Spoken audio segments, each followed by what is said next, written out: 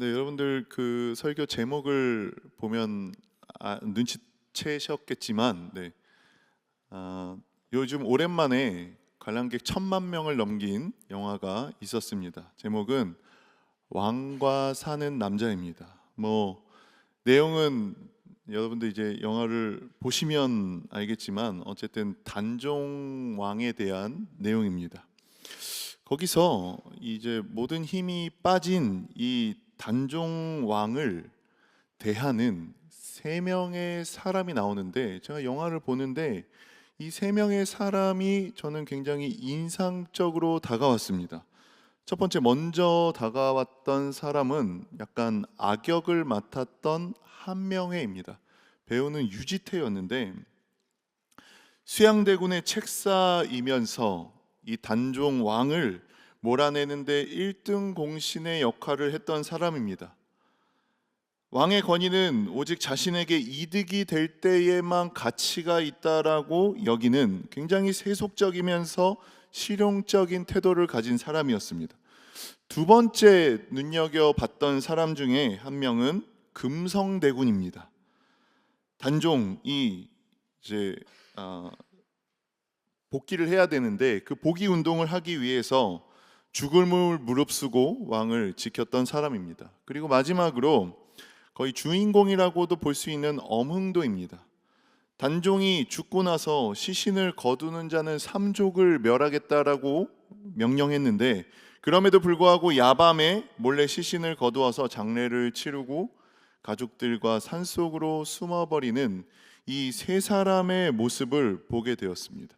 특히 이 엄흥도는 아무런 정치적 계산도 없었고 이미 죽어서 아무런 보상도 해줄 수 없는 그 왕을 향해서, 한 사람을 향해서 마땅한 도리와 충성을 다하는 그 모습이 굉장히 인상적으로 다가왔습니다.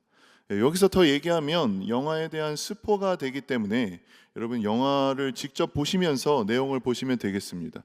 제가 이 영화를 보고 오늘 우리가 본 사무엘 하를 읽으면서 이 세 사람이 떠오르면서 왕과 함께 사는 사람들의 이 모습들이 굉장히 연결이 되었습니다. 다윗은요, 제가 이 내용도 설명하면 다 길기 때문에 어쨌든 다윗은 왕이 되었고 압살롬이라는 아들의 반역으로 인해서 모든 것을 잃고 귀향을 가게 됩니다. 귀향을 가는 과정에서 이 다윗 왕은 또 세 명의 부류의 사람을 만나게 됩니다. 이 세 명의 부류의 사람을 오늘 이 시간 함께 나눠보려고 합니다. 먼저 다윗이 귀향하면서 가장 먼저 만나게 되는 사람의 이름은 시므이입니다. 시므이. 그는 어떤 사람일까요?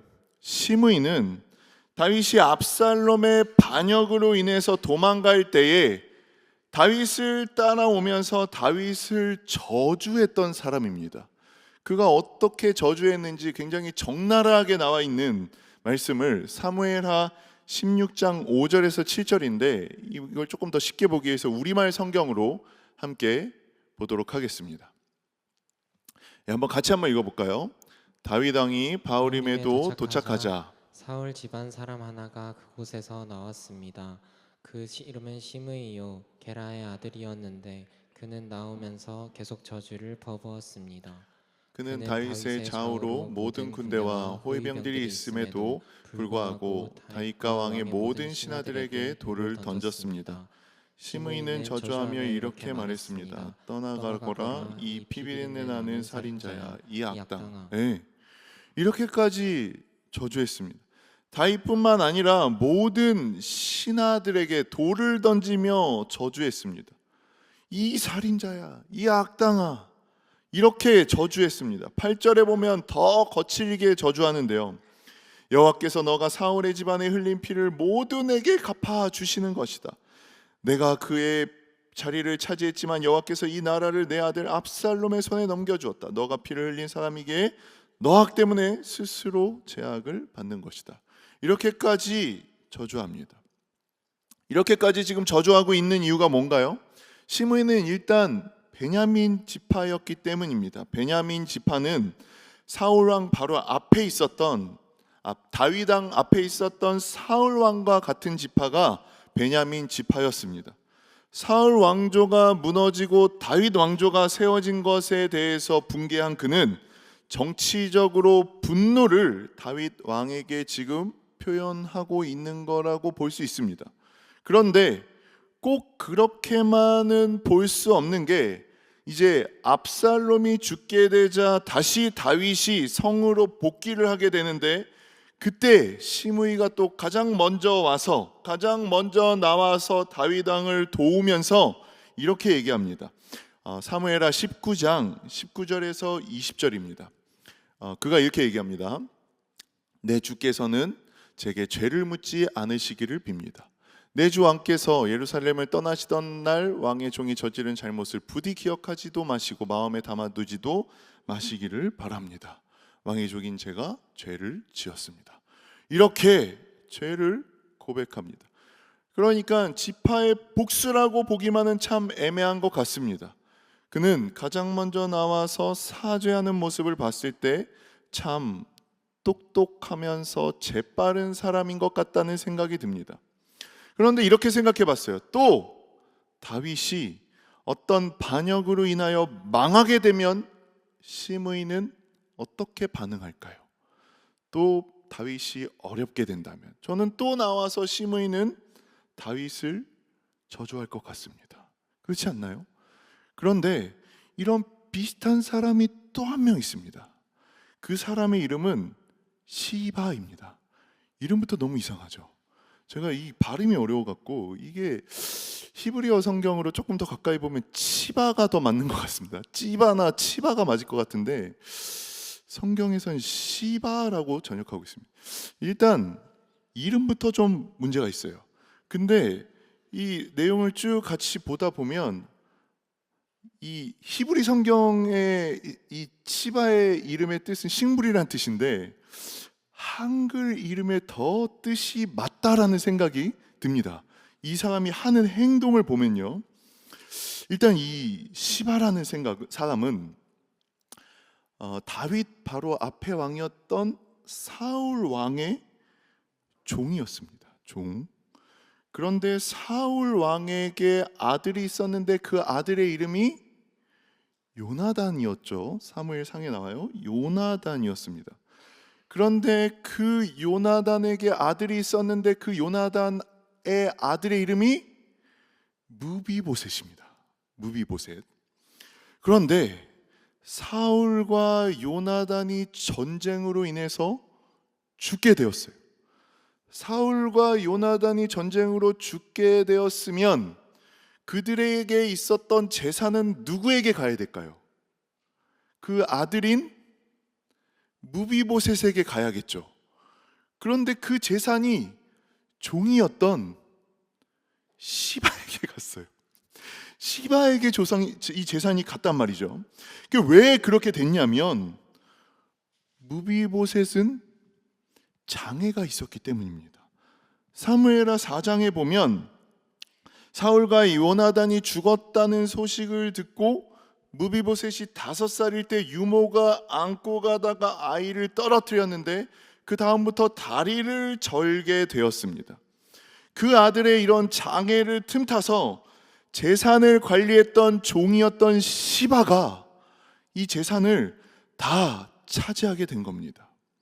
그런데 다윗이 왕이 되면서 모든 통일 왕국의 왕이 되면서 친했던 사울 왕의 아들이었던 요나단과의 약속을 기억했습니다. 그때 약속이 네가 왕이 되거든 내 자손을 기억해달라, 이게 약속이었거든요. 그 약속이 기억나서 무비보셋을 시바를 통해서 찾게 됩니다. 그런데 모든 재산이 시바에게 가서 시바는 부자가 되어 있고 무비보셋은 굉장히 가난하게 살고 있는 모습을 발견하고 다윗이 다시 시바에게 있는 재산을 무비보셋에게 다 돌려주고 시바와 모든 가족들은 무비보셋의 종이 되게 하였습니다. 시바 입장에서는 얼마나 억울할까요? 다 내 재산이었는데 이게 다시 다 원위치 된 자신이 얼마나 억울했을까요? 그래서 시바는 기회만 보고 있었어요. 기회만. 이 모든 것을 다시 되돌릴 수 있는 기회만 엿보고 있었습니다.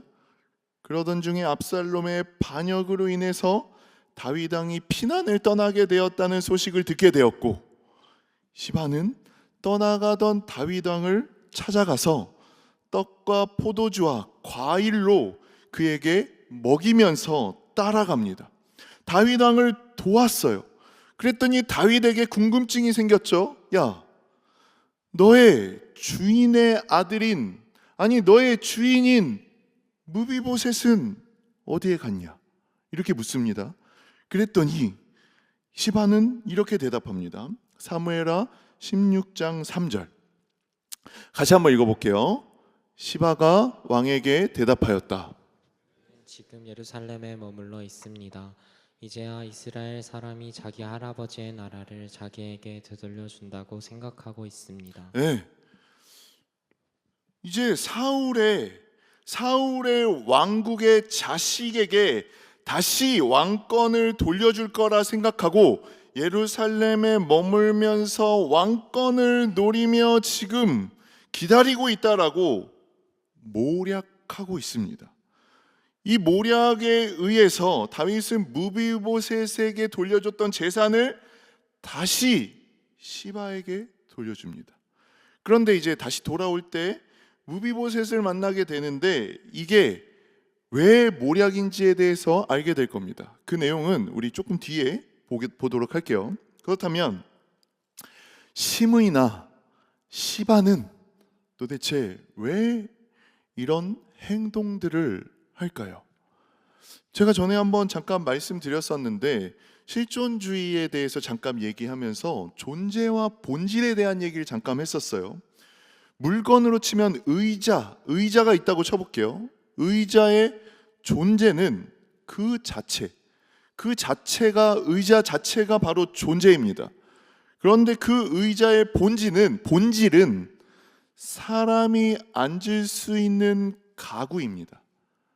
그런데 만약에 의자 다리가 부러졌다면, 여러분 고칠 수 없이 부러졌다면 여러분 그 의자를 어떻게 하실 것 같아요? 버려야겠죠.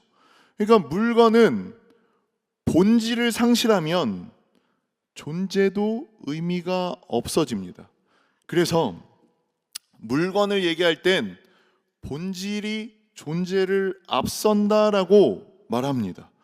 본질의 의미가 사라지면 존재의 의미조차 사라지는 거예요. 예를 또 하나 들어볼까요? 스피커. 제가 전에도 똑같이 말씀드렸었는데 스피커를 예로 들어볼까요? 스피커의 존재는 무엇인가요? 스피커 자체예요. 근데 그 본질은 뭐죠? 소리의 입력을 받아서 소리를 바깥으로 출력해 주는 겁니다. 그런데 스피커가 소리를 내지 못한다면, 고칠 수도 없다면 이 스피커는 어떻게 해야 될까요? 버려야겠죠. 그러니까 본질이 존재를 앞서버리는 거예요. 본질로서 그 존재의 가치를 하지 못한다면 그 존재의 가치도 없어지는 것을 말합니다. 본질이 기능을 못하면 존재마저 가치가 없어지는 거죠. 자, 여러분 여기에 동의하시죠?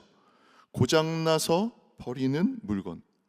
여러분 스피커가 고장났다고 해서 본질로서의 그 임무를 충실히 하지 못한다고 해서 그것을 버렸을 때 여러분들이 정말 너무 불쌍해, 정말 불쌍한 스피커, 이렇게 생각하는 사람 아무도 없잖아요. 맞죠?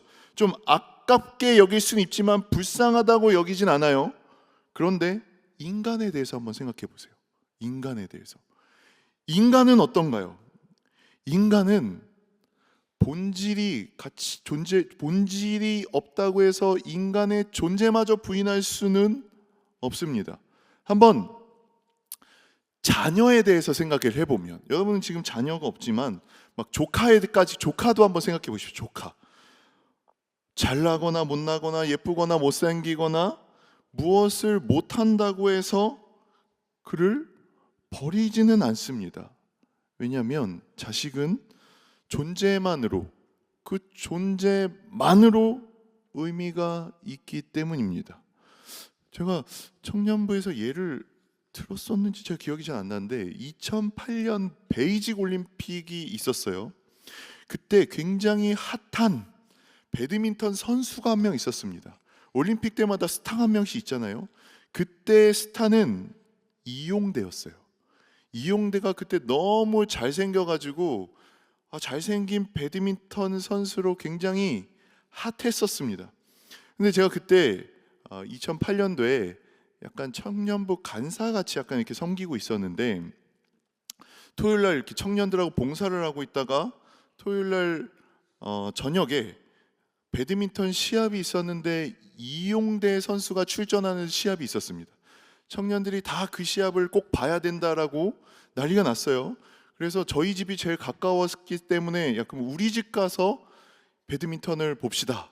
그리고 이제 우리 집에 가서 배드민턴을 함께 보게 되었습니다. 그런데 이용대 선수가 막 이렇게 연습을 하는데도 막 자매들이 막 자지러지는 거예요. 막 너무 잘생겼다고. 약간 이승기 좀 닮기도 했고 아무튼 잘생겼어요. 그래서 너무 잘생겼다고, 너무 멋있다고 막 그냥 막 난리가 났습니다. 시합 내내 칭찬을 아끼지 않았어요. 정말 너무 잘생기다. 와, 얼굴도 잘생겼는데 배드민턴도 잘 친다고 막 그러면서 막 자매들이 난리가 났습니다. 그런데 그때 저희 아버지가 하필 그 시간에 집에 계셨었는데 배드민턴을 같이 이렇게 보다가 저희 아버지가 갑자기 일가를 날리셨어요. 자매들에게 뭐라고 얘기했냐면 이렇게 얘기하셨어요.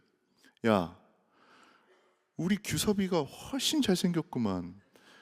우리 규섭이가 이용대보다 훨씬 잘생기지 않았니? 이렇게 얘기했어요. 청년들이요 깔깔대면서 웃었어요. 아버님 농담도 잘하세요. 약간 이런 느낌으로 막 웃었는데 우리 아버지의 표정을 보고 청년들이 다 웃음이 그쳤어요. 네, 우리 아버지는 진심이었다는 것을 청년들이 깨닫게 된 거예요. 여러분, 우리 아버지가 보셨을 때 저는 이용대보다도 잘생긴 사람인 거예요. 어떤 연예인보다도 잘생긴 사람인 거죠. 여러분들이 봤을 땐 그렇게 보이지 않잖아요. 그런데 부모님이 봤을 땐 그렇다는 거죠. 제가 지난 한 번에 말씀드렸죠. 제가 아들을 봤을 때도 그렇다고요. 아들을 봤을 때 너무너무 잘생겨 보이고 어떤 연예인보다도 잘생겨 보입니다. 인간은 존재가 본질을 앞서기 때문입니다. 그런데 안타깝게도 사람들은 사람을 쳐다볼 때 물건처럼 쳐다보는 것 같습니다. 본질이 존재보다 앞선다라고 생각하는 경우가 많이 있는 것 같습니다. 그 존재 자체로 인정하지 않고 본질로 사람을 보는 거죠. 지금 시므이나 시바가 바로 이렇게 사람을 보는 거예요. 존재가 아니라 본질로만 판단하게 된다면 시므이와 시바와 같이 행동할 수밖에 없는 겁니다. 왕과 사는 남자에 비유해 본다면 한 명과 같이 그렇게 사람을 대할 수밖에 없는 겁니다. 성공한 사람을 봤을 때는 그 본질로서는 가치가 있기 때문에 잘합니다. 그런데 그가 실패한다면, 본질로서의 가치가 없어진다면 그 존재마저 가치 없다라고 마치 물건을 버리듯 사람을 버리게 되는 겁니다. 이것이 바로 시므이와 시바와 같은 모습입니다. 여러분들은 어떠신가요? 사람을 본질로만 대하고 있지는 않습니까? 사람의 존재 자체를 사랑하며 존재 자체를 혹시 기뻐하고 있습니까? 아니면 본질로만 사람을 대하고 있습니까? 그런데 우리는 죄로 인해서 인간을 존재로 보고 그 존재로만 인식할 수 있는 이 인식 자체가 다 망가져 버렸습니다. 상실해 버렸습니다. 그래서 우리는 그의 가치로만 사람을 대하는 겁니다. 하지만 우리 예수님을 한번 생각해 보세요.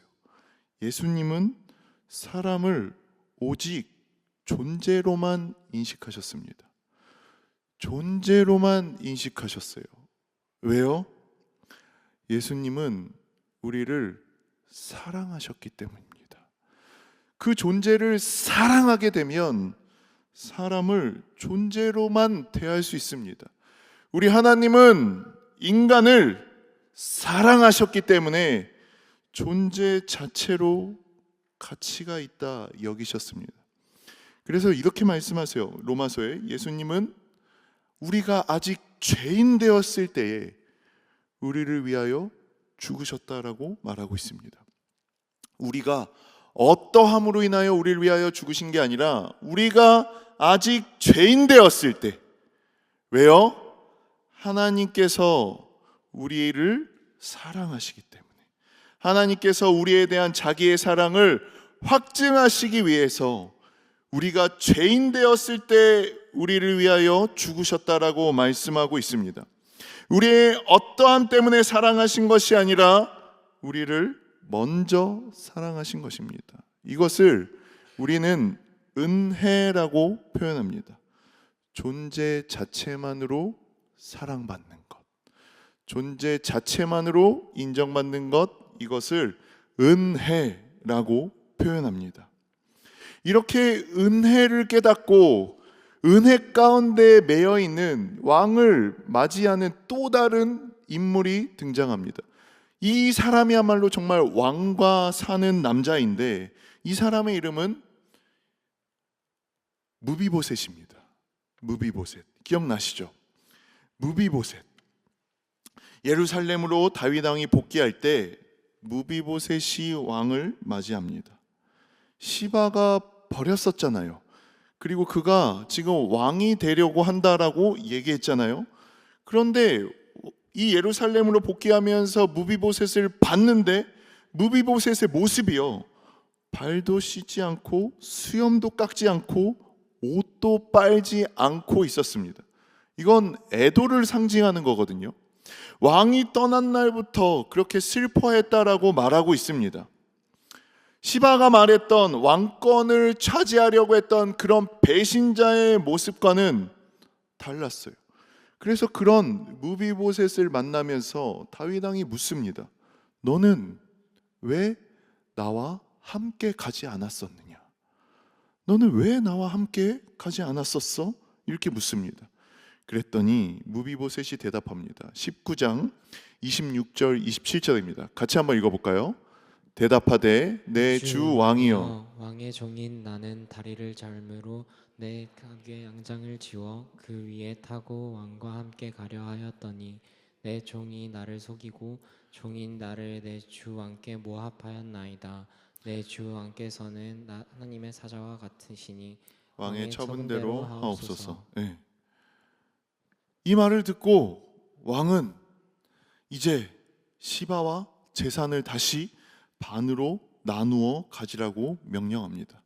그랬더니 무비보셋이 30절에 이렇게 얘기해요. 무비보셋이 왕께 이르되 내 주 왕께서 왕궁에 들어오시게 되었으니 그로 그 전부를 차지하게 하옵소서 하니라. 그는 늘 한결같아요. 저는 자격이 없습니다. 그냥 저를 불러주신 것만으로, 왕이 복귀하신 것만으로 저는 되었으니 그가 재산을 다 가져도 됩니다. 저는 괜찮습니다. 저는 저를 불러주신 이 은혜만으로도 괜찮습니다. 감사합니다라고 고백하는 겁니다. 저는 이 내용을 보면서 무비보셋과 같은 자세가 바로 그리스도인의 모습과 같다라는 생각이 들었습니다. 여러분, 그리스도인들의 특징이 뭔지 아시나요? 그리스도인의 특징은요, 주님께서 우리가 죄인 되었을 때 먼저 우리를 사랑하셔서 우리의 죄를 사하여 주셨기 때문에 나의 공로가 아무것도 없잖아요. 그러니까 그리스도인의 자세, 특징은 자격 없는 모습, 나는 아무런 자격이 없습니다라는 이 자세입니다. 저는 오늘 설교를 준비하면서도 이런 생각이 들었어요. 과연 제가 이렇게 여러분 앞에서 설교할 만한 자격이 있는 사람인가? 찬양을 할 때도 마찬가지고요. 제가 이렇게 찬양을 인도할 자격이 있는 사람인가? 우리 그리스도인들의 모습은 늘 이런 모습이에요. 내가 그럴 만한 자격이 있는 사람인가? 여러분들 중에 아마 교사로도 섬기는 우리 청년들이 있을 것이고, 목자로 섬기는 우리 청년들도 있을 겁니다. 그런데 이렇게 생각하는 사람이 혹시 있나요? 나는 목자로서, 나는 혹은 교사로서, 나는 어디에서든 참 사용받기에, 하나님 앞에 사용받기에 충분한 자격과 신앙과 성품을 가지고 있어. 역시 나는 훌륭한 목자야. 역시 나는 훌륭한 교사야. 이런 생각을 가지고 있는 사람이 있나요? 그렇다면 그 사람 지금 너무 위험한 상태입니다. 봉사직을 내려놓는 것도 하나의 좋은 방법일 수 있겠습니다. 우리는요, 늘 자격이 없어요. 하나님의 은혜로 세워지는 겁니다. 구원도, 봉사도, 모든 것은 하나님의 은혜로 세워지는 겁니다. 무비보셋은 왕을 만날 자격이 없다고 생각했어요. 거기다가 왕과 한 상에서 식사를 할 수 있는 자격을 얻었었는데, 그 자격을 얻을 수 있었던 이유는 무비보셋이 자격을 갖췄기 때문이 아니라 왕과 무비보셋의 아버지 요나단과의 언약으로 인해서 무비보셋은 왕과 함께 식사를 누릴 수 있게 되었었어요. 왕 앞에 나올 수 있게 되었던 겁니다. 여러분, 우리도 마찬가지 아닌가요? 아무런 자격이 없어요. 예수님께서 우리를 위하여 죽으실 아무런 이유도 자격도 없지만, 예수님께서 우리를 위하여 죽으심으로 그 언약으로 말미암아 우리가 하나님 앞에 나올 수 있게 되는 겁니다. 이렇게 섬기는 자리까지 나올 수 있게 되는 겁니다. 저는요, 우리가 천국에 가서도 우리 주님 앞에 섰을 때 이 무비보셋의 모습과 같지 않을까 생각이 듭니다. 천국에 가서도 주님, 저는 주님을 만난 것으로도 영광스럽습니다. 상급까지는 주지 않으셔도 됩니다. 나는 아무런 자격이 없습니다. 천국에 가서도 이게 우리의 모습일 것 같습니다. 예수 피를 힘입어라는 찬양이 있습니다. 이 찬양의 가사가 이렇게 되죠. 저는 이 찬양의 가사가 너무 좋습니다. 주의 보좌로 나아갈 때에 어떻게 나가야 할까? 나를 구원한 주의 십자가, 그것을 믿으며 가네. 자격 없는 내 힘이 아닌 오직 예수님의 보혈로, 십자가의 보혈, 완전하신 사랑 힘입어 나아갑니다. 이것이 왕과 사는 남자의 모습이었습니다.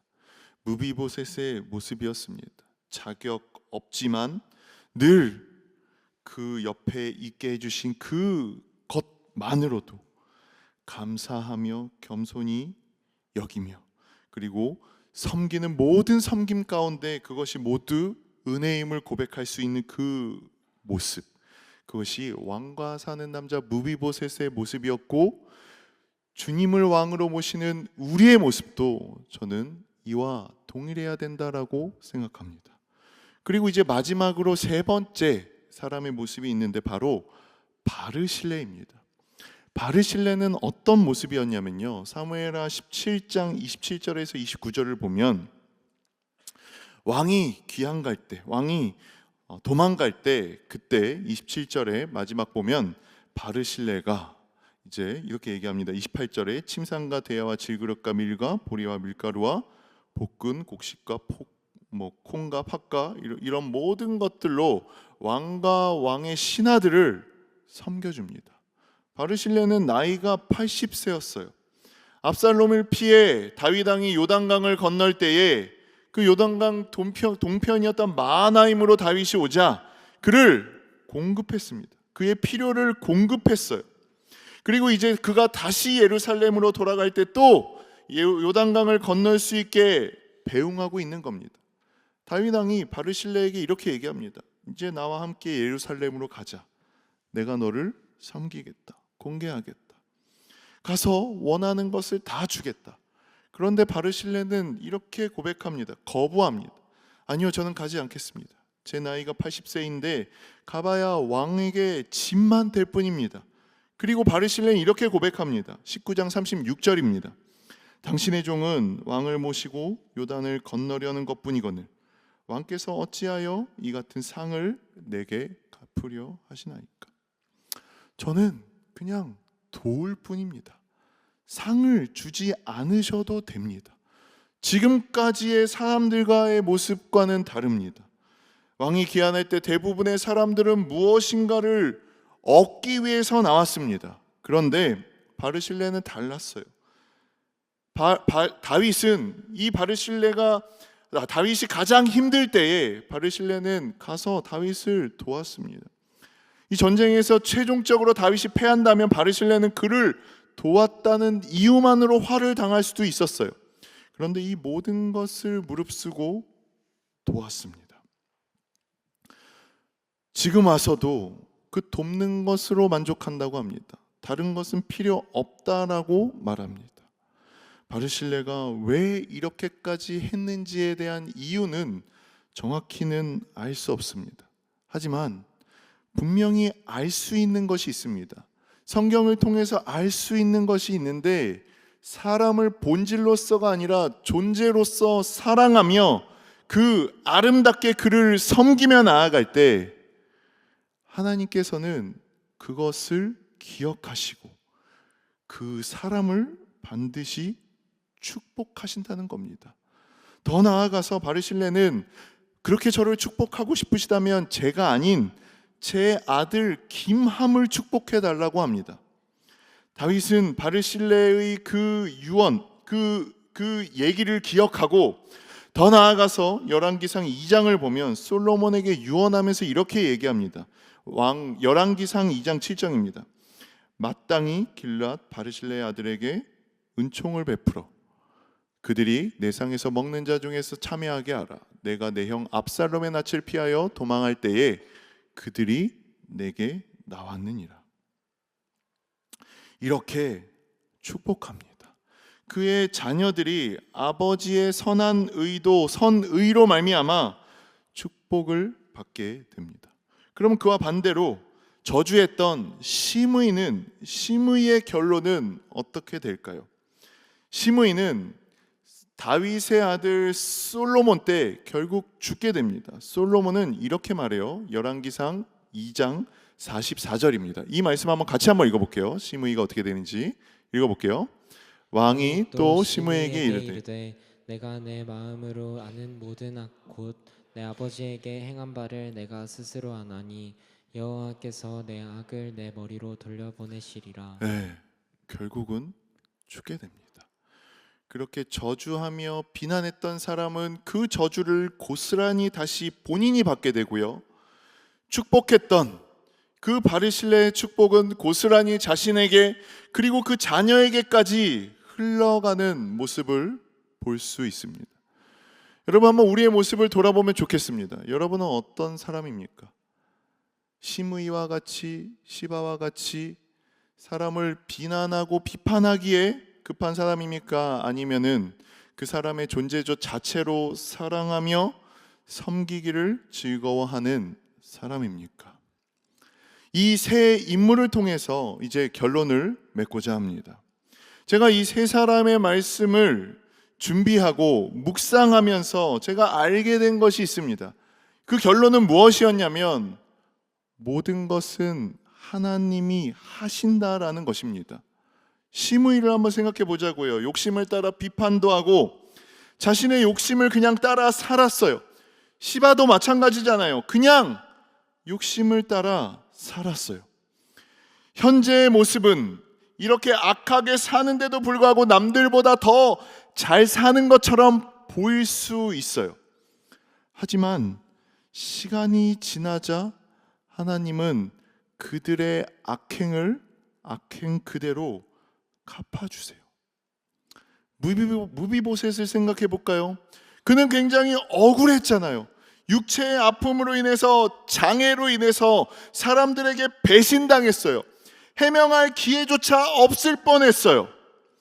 하지만 다윗이 왕권을 회복하고 그는 다시 그 억울함을 해명할 기회가 생겼습니다. 그리고 다시 그에게 은혜가 임하였고 복이 회복되었습니다. 하나님은 그의 억울함을 억울함 그대로 두지 않으셨고 그 억울함을 풀어주셨고 모든 것을 회복시켜 주셨습니다. 혹시 우리 청년들 중에도 하나님만이 아실 만한 그런 억울한 상황 가운데 있는 우리 청년들이 있나요? 오늘 말씀을 통해서 우리 하나님께서 반드시 갚아주실 거라는 거, 반드시 억울함을 풀어주실 것이라는 것을 믿을 수 있기를 소망합니다. 걱정하지 마세요, 여러분. 하나님께서 지금이 아니더라도 하나님의 때에 반드시 풀어주실 것입니다. 그리고 바로 신뢰를 보자고요. 아무런 이득도 없이 사람을 돕고 있습니다. 무엇인가를 바라지 않고 사람을 돕고 있어요. 하나님의 사람을 돕고 있어요. 하나님은 그 모든 것을 기억하시고 다윗을 통해서 가장 큰 복을 더하여 주십니다. 그 자녀에게까지 그 복이 흘러가게 하십니다. 이 세 사람을 보면서 우리를 한번 돌아보길 원합니다. 혹시 악한 사람들의 승승장구한 모습을 보면서 시험에 든 사람이 있나요? 혹시 억울함을 가지고 살아가면서 힘들어하고 있는 사람이 있나요? 또는 누군가를 돕고는 있지만, 정말 그를 아끼는 마음으로 돕고는 있지만 아무런 이득이 없어서, 돌아오는 게 아무것도 없어서 과연 이게 맞을까라고 생각하며 시험에 든 사람이 있으신가요? 여러분, 이 세 부류의 사람을 통해서 기억하시기 바랍니다. 우리 하나님은 기억하십니다. 우리 하나님은 기억하세요. 악한 사람은 심판하실 것이고, 선한 억울함 가운데 있는 사람은 우리 하나님께서 그 억울함을 풀어주실 것입니다. 그리고 하나님의 뜻을 따라 선하게 살기 위하여 사람을 대접하며 몸부림치는 사람에게는 우리 하나님께서 반드시 은혜로, 복으로 갚아 주실 줄 믿습니다. 지금 당장 보이지는 않는다 할지라도 하나님의 때에 하나님의 방법으로 하나님께서 일하신다는 것을 기억하시면서 그 믿음으로 살아가셔서 삶 가운데 낙심하고 넘어지는 것이 아니라 믿음으로, 소망으로 이 땅 가운데 승리하며 살아가는 우리 청년들 되어질 수 있기를 이 시간 축원합니다.